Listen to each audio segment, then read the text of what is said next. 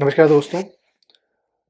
आज हम company law का एक इम्पॉर्टेंट टॉपिक डिस्कस करने वाले हैं which is called meetings and matter incidental and ancillary thereto with respect to notice, quorum, minutes, resolutions. So let us first start with what are the meetings prescribed in the Companies Act. There are three kinds of meeting under Companies Act. One is annual general meeting called AGM. Second is extraordinary general meeting. Third one is a meeting of a class of a shareholder. Okay, now section 96 is there which talks about modality of the AGM as to the timeline when the AGM can be conducted and some other matters. First of all, every AGM has to be conducted within 6 months from the end of the financial year. In case the company is a newly incorporated company, the AGM can be conducted within 9 months from the end of the financial year. However, there should not be a gap of more than 15 months between two AGMs, and AGM has to be conducted in each calendar year. Further, this section 96 also provides that AGM needs to be conducted on any business day in office timing, that is from 9 a.m. to 6 p.m. It has to be conducted at the registered office of the company. However, in case of a non-listed company, it can be conducted at any place in India outside the limit of the city in which the registered office is there, subject to consent of the member. And lastly, the ROC can grant a 3 months extension in case there is any delay on the part of the company for conducting the AGM. Now, moving further, section 97 is there which talks about what if the AGM is not conducted, who has the authority to call the AGM in that case. In that case, tribunal is authorized whether on the application of the director of the company, application of the member of the company, or NCLT or tribunal can take the cognizance on its suo motu basis. They can call for AGM and they may pass such directions as to conduct of the AGM, and they may pass this direction also even if one member is present in the AGM. The quorum of the AGM shall be considered to be sufficient for that matter. Now, what happens if the AGM is not conducted? What are the penal consequences? If the AGM is not conducted, the penal consequences are company and every officer who is in default shall be liable for a fine which may extend to rupees 1 lakh. However, in case of a continuing default, the fine amount shall be rupees 5,000 per day for the period of continuing default. Now, moving on to EGM. What is EGM? EGM is simply a meeting which is not an AGM. Any meeting other than AGM will be called extraordinary general meeting. So who can call the extraordinary general meeting? Either board of director can call it. Board of director on the requisition of a prescribed number of member can call it. The meeting can be called by the requisitionists themselves or by the tribunal. In case board of director are calling the meeting on the requisition of member, then in that case, the requisition needs to be made by member holding 1/10 of the total paid up capital of the company. However, in case no paid up capital is there, the requisition needs to be made by at least 1/10 of the number of the member of the company. Now, moving further, section 100 is there. How the meeting is to be called with respect to when the requisition is made to board of director.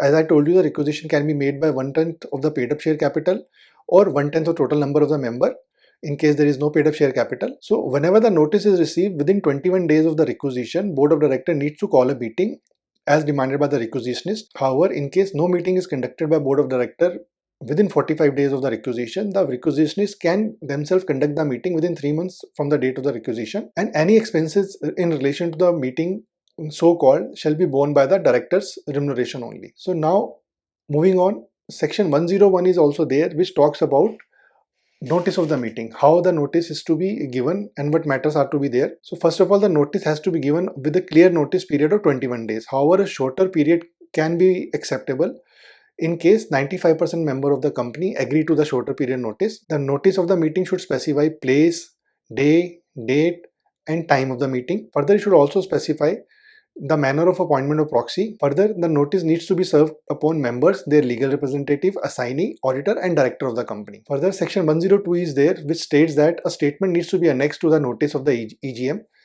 which should state about the interest of the board of directors, manager, key management persons and their relatives in the proposition set forth in the notice, whether financial or otherwise. Now coming to what business needs to be conducted at the AGM of the company, there are two kinds of business we need to understand. One is ordinary business and one is special or extraordinary business.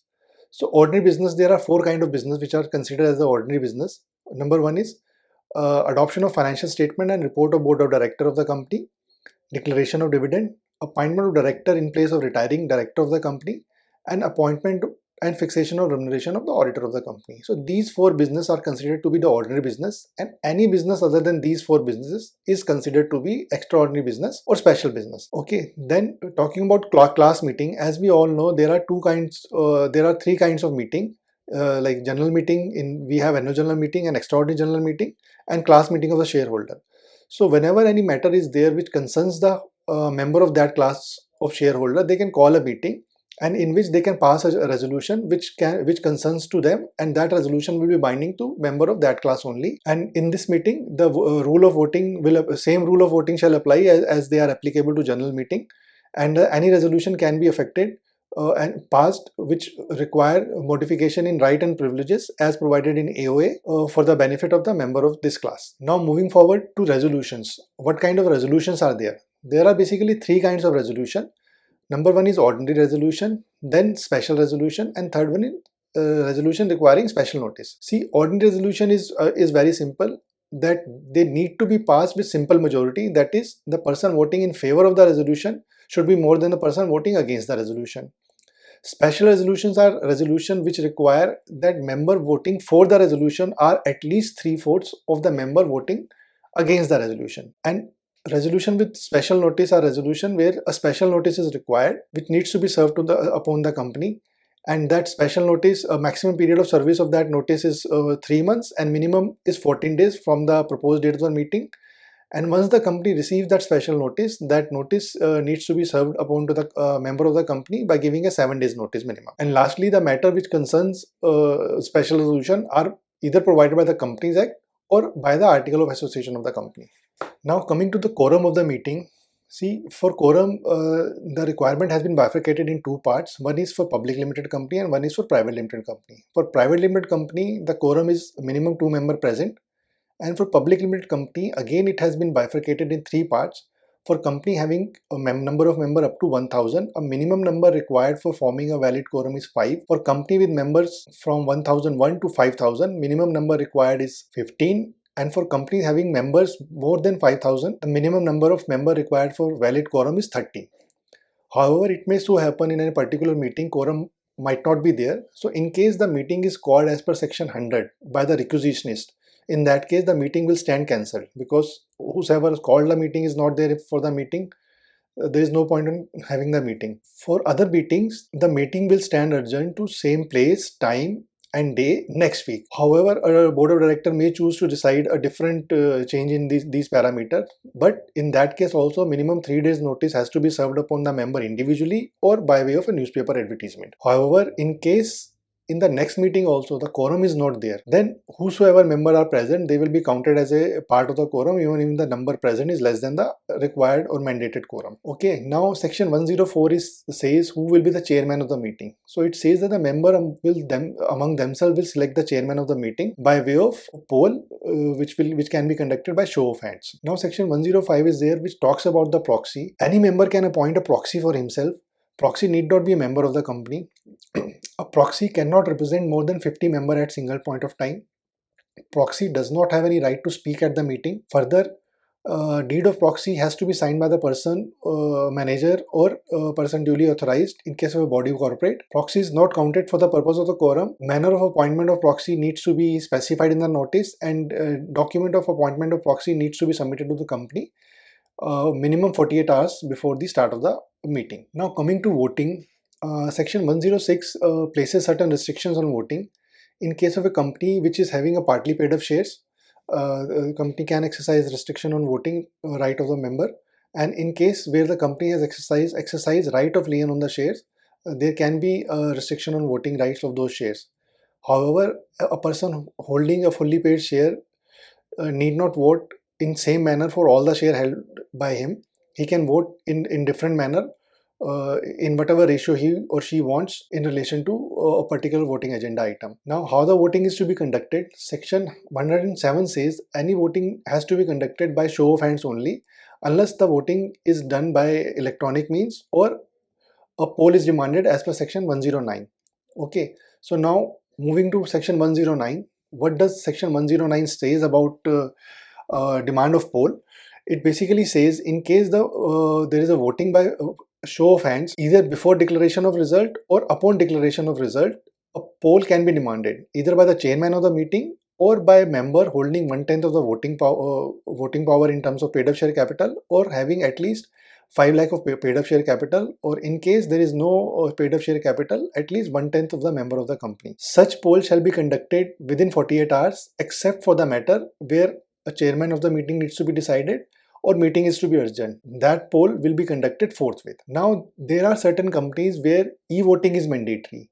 So where e-voting is mandatory, the voting line will have to be open for a period of at least 3 days before the AGM, and voting line closes 5 days on the day preceding the date of AGM. And for which kind of companies the e-voting is mandatory? For all listed company, e-voting is mandatory, and for companies having more than 1000 or equal to 1000 members, e-voting is mandatory. There is also a concept called postal ballot. Postal ballot, voting by post or by electronic means. So there are two categories in this. One category is mandatory postal ballot. In case of an item of business which government may notify, a postal or electronic voting has to be done by way of a postal ballot. Or in any other case, item of business other than the ordinary course of business, or item of business on which director or auditor are authorized to speak on those matter, the company may decide to conduct a postal ballot with regard to those matters. Now, moving on to matters which are mandatorily required to be conducted through postal ballot.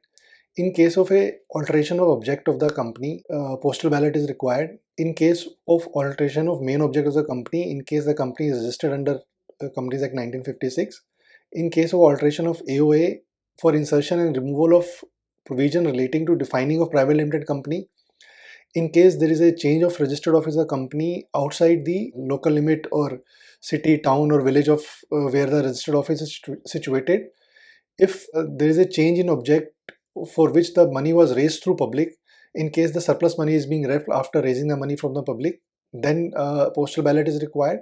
If you want to issue share for differential voting right, postal ballot is required. If you want to have any variation in the rights of a class of shareholder, debenture, or any security, further, in case you want to have a buyback of securities and election of small shareholder director, if you want to sell whole or part of the or substantially the whole of the undertaking of the company, then postal ballot is required. If the company is giving loan, guarantee, or any security exceeding the 60% of the paid up share capital, free reserve, and share premium account, or 100% of the free reserve or share premium account. In that case also the postal ballot is required. Now coming to section 111, which talks about circulation of notice. Whenever there is a requisition is made by the member under section 100, the requisitionist will give the notice to the company, and company in turn will give the notice to the member of the company along with the requisition and statement to be annexed along with the notice of the meeting. Then the requisitionist needs to submit the copy of the requisition to the company for circulation minimum 6 weeks before the date of the meeting, in case the requisition requires a special notice. However, in other cases, not less than 2 weeks before the date of the meeting. And further, the requisitionist also needs to submit a reasonable cost of the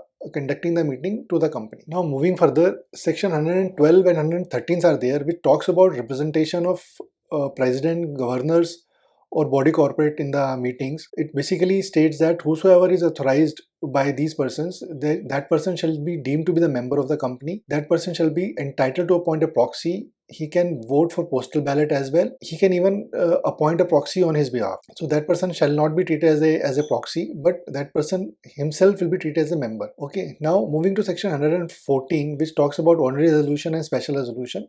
So ordinary resolution, as we all know, needs to be passed with a simple majority, and special resolution with a equivalent of 75% of the person present and voting. However, for special resolution, a notice must be there, and intention to pass a resolution as a special resolution must be specified in that notice. So that needs to be taken care in case you want to pass a resolution as a special resolution. Now, section 115 is there, which talks about resolution requiring a special notice. So these are the resolution which are either mandated by the act or by the article of association of the company, or these are the resolution demanded by a shareholder holding at least 1% paid up share capital of the company, or rupees 5 lakh worth of paid up share capital. Now coming to resolution passed at the adjourned meeting of the company. Suppose a meeting was called at a particular date and resolution was passed at an adjourned date at, let us say, a gap of 15 days, then what would be the date of resolution of that passing of date of resolution? So This section provides that date of resolution shall be the date on which the resolution was passed on adjourned meeting, be it a meeting of board of director, meeting of members, or meeting of class of shareholders. So now after having done everything, meeting and resolution and everything, now these document needs to be filed with the ROC. Now section 117 is there, which talks about a resolution which needs to be passed with the ROC. Number one, a special resolution passed needs to be filed with the ROC within 30 days.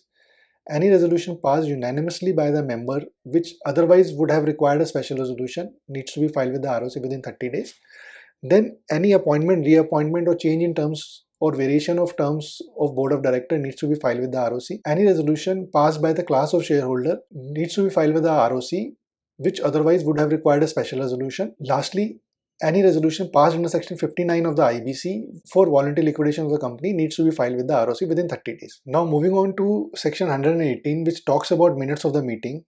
It states that every general meeting, board of directors meeting, or meeting, any other meeting needs to be minutized within 30 days of such meeting. Board of director and committee meeting needs to contain following particulars: name of the director who attended, name of the director who do not concur with the decision of the meeting, and name of the director who descended with the decision at the meeting. Further, chairman of the meeting has discretion in conclusion of certain matter in the minutes of the meeting which he may consider as a defamatory, irrelevant, or prejudicial to the interest of the company. Those matter can be expunged from the minutes of the meeting. Lastly, these minutes of the meeting shall have an evidentiary value about the business conducted and discussed at the meeting. Further, with regard to inspection of minute book, section 119 is there. It states that the minute book needs to be kept at the registered office of the company, and it needs to be open for inspection at least 2 hours on any given business day. If somebody wants to have a record or copies of the minutes, the same shall be provided at a reasonable cost within 7 days of such requisition. However, if the copies of minutes are not provided or inspection is not allowed, the person will have recourse to approach tribunal for appropriate relief. Section 120 is there, which talks about minutes of the company in electronic form. They shall be kept as per the prescribed rules and regulation in electronic form. So that is also allowed. Now lastly, there is one section 121 which talks about report on the AGM. Every listed company needs to provide a report on annual general meeting, which needs to state that annual general meeting was convened, held and conducted as per provision of Companies Act, and the same report needs to be filed with the registrar of company within 30 days. So friend, this is all from my end. I hope this little deliberation would be useful to you in your professional endeavor. This is CA Hemant Gupta signing off. Thank you for watching this video.